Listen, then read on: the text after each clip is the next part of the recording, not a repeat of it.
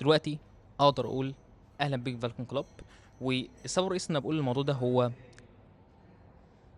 ان انا عارف 100% ان انت عندك اسئله بخصوص البيزنس بتاعك، ان انت ازاي تقدر تجيب اول عميل ليك، ان انت ازاي تقدر تكتب السكريبت بتاعك الصح.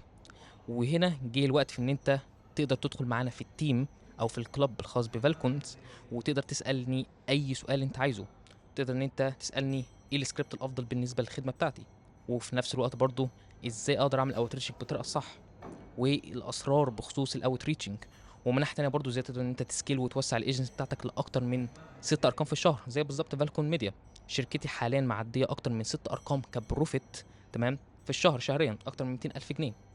والسبب الرئيسي ان انا بقول الموضوع ده هو ان انا عارف ان في كميه اشخاص باعتين لي على الريكوست ان هم عايزين ينضموا لفالكون كلاب، عايزين ينضموا لفالكون كلاب لانهم عارفين ان هم بيقدروا يقعدوا معايا في اجتماع يسالوا اي سؤال هم عايزينه بخصوص الخدمه بتاعتهم، وبالتالي بيؤدي في الاخر ان هم يقدروا ان هم يجيبوا العميل الاول ليهم، والعميل الثاني والعميل الثالث والعميل الرابع. وبالتالي خليني في الفيديو ده ابدا اخدك في رحله بخصوص المميزات اللي انت هتاخدها لما تدخل كعضو في فالكون كلاب وتبدا تشترك معانا. ويلا بينا نعمل الموضوع ده.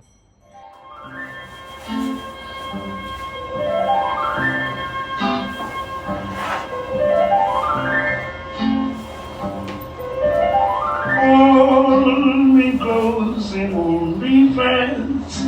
The magic spell you cast. This is love you I know. When you kiss me, heaven sighs, and though I close my eyes, I see love that I know.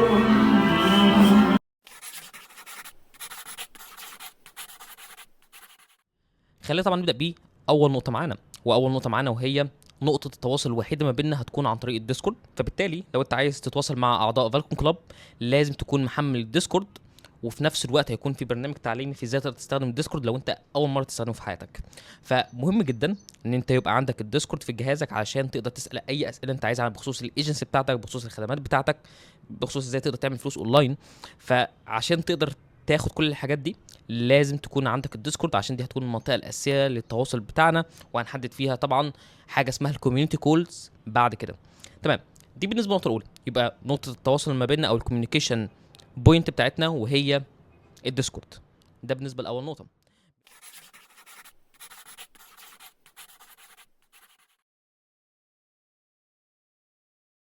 خلينا طبعا نبدا بيه. اول ميزه معانا وهي حاجه اسمها الكوميونتي كولز.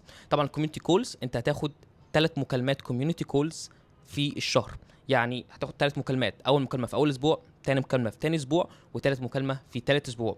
ده معناها ايه كوميونتي كولز؟ كوميونتي كولز معناها انت تدخل مع مجموعه اشخاص يعتبر الى حد ما شبهك شويه، لسه بيبداوا الايجنسي بتاعتهم او عايزين يجيبوا اول عميل ليهم، او عايزين يسكيلوا الايجنسي بتاعتهم ان هم بدل حاليا ما بيعملوا 40,000 جنيه عايزين يعملوا مثلا 90,000 جنيه او 100,000 جنيه. وعايزين برضو يتعرفوا على ادوات زياده من ناحيه ازاي يقدر يجيبوا اول عميل ليهم او عمله زياده ليهم.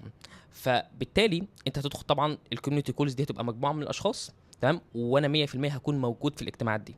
يعني انت هتاخد 3 اجتماعات معايا تقدر تسال فيها اي اسئله انت عايزها بخصوص السيرفيس بتاعتك، بخصوص الايجنسي بتاعتك، بخصوص السكريبتات بتاعتك. وفي نفس الوقت برضو انا هدي لك كل حاجه انت محتاجها بالنسبه لحاجه اللي بتناسبك. وده بالنسبه لي اول ميزه. خلينا طبعا ندخل على تاني ميزه معانا.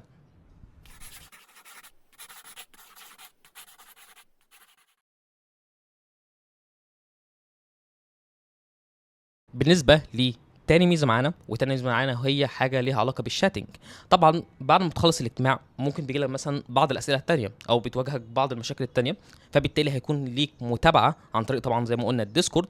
تقدر برضو تسال فيها اي اسئله انت عايزها، وانا نفسي محمد اسامه هجاوب لك عليها بالكامل. وده هيكون في ايام محدده فقط، اللي هي ايام السبت والحد والاثنين. طبعا علشان انتوا عارفين طبعا انا بحاول ان انا اوفر على قد ما اقدر ايام في الاسبوع مخصوص ليكم بس ارد على اسئلتكم، بس هيكونوا يوم السبت والحد والاثنين. فبالتالي لو انت طبعا عندك اي اسئله وخرجت من الاجتماع وواجهتك مشاكل زياده بعد مثلا ما انا اقترحت عليك حاجه معينه، او جال سؤال في بالك انت ما سالتوش اصلا في الاجتماع، فبتقدر بسهوله تسالني في يوم السبت والحد والاثنين. وده بالنسبه لي تاني ميزه معانا، ان انت تقدر تسالني في اي وقت، وفي نفس الوقت برضو انا هجاوبك على طول بخصوص اي حاجه انت عايزها. دي بالنسبه لي الميزه التانيه.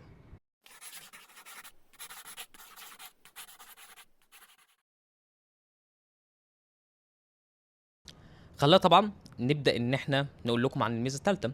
والميزه الثالثه دي حاجه ليها علاقه بالكوميونتي كولز. طبعا انتوا اكيد عارفين ان في 3 مكالمات، واكيد طبعا مفيش 3 مكالمات هتكون بس عباره عن اسئله وانا جاوب. لازم يكون في منهج تعليمي علشان تقدر ان انت تكتشف حاجات زياده، زي ادوات زياده تستخدمها في الاوت ريتشنج، وادوات زياده تقدر ان انت ترننج بيها الايجنسي بتاعتك وتخلي الايجنسي بتاعتك تشتغل بطريقه احسن. فبالتالي هيكون الاسبوع الثالث مخصص بس للمناهج التعليميه. بمعنى مثلا كمثال، في الاسبوع الثالث هبدا ان انا اقول لك ازاي تقدر انك انت تستخدم الادوات الصح، تمام، علشان تقدر ان انت تبعت الايميلات من غير ما بتروح مثلا للسبام. يعني من غير ما بتروح للسبام والعميل ما يقدرش يشوفها، لا، انا هخليك تستخدم ادوات مجانيه وسهله جدا جدا في الاستخدام، وبرضه من ناحيه تانية هتوفر لك كميه وقت كبير جدا. فبالتالي لازم تحط بالك ان الاسبوع الثالث مش هيكون فيه اسئله ابدا. الحاجه الوحيده اللي هتكون فيه هي عباره عن منهج تعليمي او حاجه تعليميه هقدر اعلمها لك، طبعا حاجه بريميوم مش موجوده على اليوتيوب ابدا، وحاجه عمر ما اقدر اذكرها في اليوتيوب لان دي حاجه خاصه بس في فالكون كلاب. فبالتالي هذكرها لك انت بس عشان تبقى عارفها، وبالتالي تتقدم على اي حد تاني. ودي بالنسبه لي الميزه الثالثه، ان يكون في كل اسبوع ثالث حاجه جديده بتتعلمها عمرك ما عرفت عنها قبل كده. او ممكن مثلا تكون مثلا برضو حاجه نسيتها زي السيلز ميتنجز تريكس، ازاي لما بتيجي تدخل على عميل ازاي تقدر ان انت تكلمه بطريقه صح، وازاي برضو مثلا لو بعت لك بيقول لك سعرك كام في الايميل ازاي هترد عليه. وبالتالي انا هدي لك كل الاجوبه دي وهقول لك ازاي تقدر ترد عليه بالصوره الصح او بالصوره المظبوطه عشان يقدر يحجز معاك اجتماع، وفي الاخر تقدر ان انت تعمل له كلوز. هلا طبعا نبدا نتكلم اكتر عن فالكون كالتشر او ثقافه الكلاب بالظبط تبقى ماشيه ازاي، ودي بالنسبه لي اهم حاجه ودايما انا بتكلم عنها. وخلينا طبعا نمر على 3 اقسام اساسيين. واول قسم معانا هو اللايف ستايل، وتاني قسم معانا هو الاتشيفمنتس، وتالت قسم معانا هو الفالكونز ايفنتس. طبعا دول ال3 اقسام الاساسيين اللي انت هتلاقيهم في الديسكورد. اول ما تدخل هتلاقي في الشمال 3 شانلز: لايف ستايل، اتشيفمنتس، وفالكونز ايفنتس. هتلاقيهم تحت بعض، ودول اهم حاجه لازم تبقى عارفهم قبل ما تدخل الكلاب معانا، تمام. خلينا طبعا نتكلم عن اللايف ستايل. واللايف ستايل ليه علاقه اكتر باللبس وباللايف ستايل بتاعك، واللي هو اللبس اللي انت بتلبسه وطريقه لبسك ازاي وايه اللي بتلبسه بالظبط. وعشان كده احنا بنخصص الشانل كامله في الديسكورد ان انت تقدر تشارك فيه الصور الجامده اللي انت بتتصورها. وطبعا افضل صور احنا مثلا بنلاقيها ان هي حلوه جدا جدا وليها علاقه بالثقافه بتاعتنا، وليها يعني تبقى مناسبه جدا للثقافه بتاعت الفالكونز، على طول بناخدها ونبدا ان احنا نرفعها على البيج الخاصه بالانستجرام طبعا بتاعت الفالكونز اللي هو فالكون كلاب. فعشان كده دايما حاول ان انت لو لبست مثلا مره لبس اولد ماني اتصور صوره حلوه جدا نزلها على التشانل. لو لقيت ان الصوره دي حلوه جدا باخد الصوره دي وبرفعها على البيج بتاعت الانستجرام. وهتقول محمد ايه الفايده ان انا اعمل كده؟ اولا الفايده ان انت بتعمل كده، انت بتعمل كوميونيكيت مع الاعضاء نفسهم بتوع الفالكونز، دي بالنسبه للنقطه الاولى. وبالنسبه للنقطه الثانيه ان طبعا اكتر شخص هلاقي ان هو دايما بيشارك صور، وبرده من ناحيه ثانيه اكتر شخص هلاقيه ان هو مثلا بينزل بجد صور حلوه جدا، انا ممكن اخد الشخص ده تمام وادخله معايا في التيم الاساسي بتاعت الشركات بتاعت الاساسيه، ان هو يقدر يشتغل معايا، يقدر ان هو دايما بقى يتعامل معايا. ودي هتبقى نقطه مهمه جدا، لان اكتر شخص هيجمع نقاط معايا هقدر ادخله التيم بتاعي الاساسي في الشركه. خلينا طبعا نتكلم عن الاتشيفمنتس او الانجازات، وهي طبعا القسم الثاني في الكالتشر او الثقافه.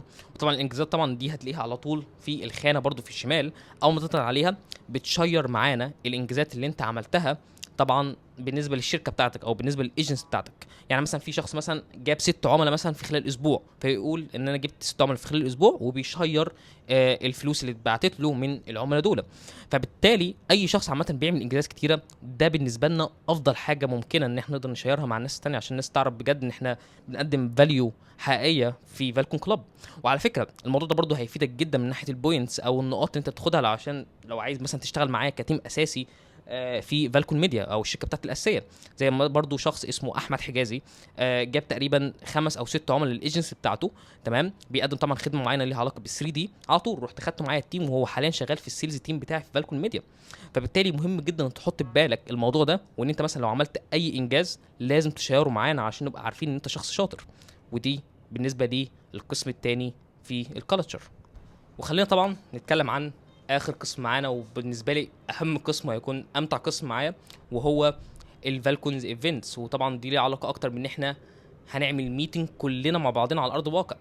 كل اعضاء فالكون كلاب هيكونوا مجتمعين في مكان واحد عشان نقدر نتكلم مع بعض، ناكل مع بعض ونتعشى ونتغدى مع بعض. هيكون يوم بالكامل للفالكونز بس، هيكون مجتمعين كلنا مع بعض. طبعا هنحدد الساعه المناسبه بالنسبه لنا، ونحدد برضو المكان المناسب لينا كلنا، وننزل كلنا نتقابل فيس تو فيس بدل بقى الميتنجز اونلاين وكده. لا، هتكون ايفنت بالكامل. هنبقى احنا طبعا مخططين قبلها ومحددين ميعاد مناسب لينا كلنا عشان كلنا نتقابل في مكان واحد وكلنا نتعرف على بعض اكتر واكتر.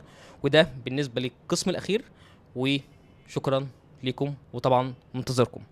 طبعا لو انت حابب تنضم لفالكون كلاب وتاخد طبعا كل المميزات دي وحاسس ان المميزات دي هتبقى مناسبه بالنسبه لك، خلينا طبعا نيجي عند اهم جزء، هو ازاي ننضم لفالكون كلاب. بعد ما سمعنا الفيتشرز وحابين مثلا هننضم عن طريق ايه بالظبط، او ايه اللي المفروض نعمله. المفروض تعمله هو ان انت تنزل شويه تحت لحد الديسكربشن بتاع الفيديو، طبعا الحاجات دي كلها هتبقى في الديسكربشن بتاع الفيديو بنفس الطريقه دي.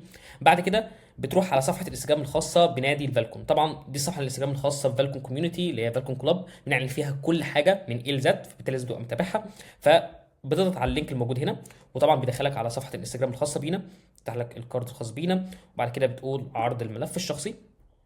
طبعا في حاجه هنا مهمه جدا جدا، وهي كالتالي: ان في هنا بوست تالت هينزل في ميعاد نزول الفيديو، وهي كل الفيتشرز بالكامل من A ل Z في كل مرحله من المراحل. طبعا زي ما قلت لكم فيديو اليوتيوب انتوا هنا مش واخدين كل المميزات اللي انتوا تتخيلوها، يعني بمعنى ان ما تفتكروش ان دي المميزات بس اللي انتوا تاخدوها في فالكون كلاب. لا، هو انا عندنا دلوقتي 3 مراحل، كل مرحله فيهم فيها فيتشرز مختلفه عن التاني. انت المفروض بقى تقرر بعد ما تشوف الفيتشرز دي. طبعا هيبقى في بوست هنا تقدر تقرا الفيتشرز والمميزات اللي انت هتاخدها، وبرده السعر موجود.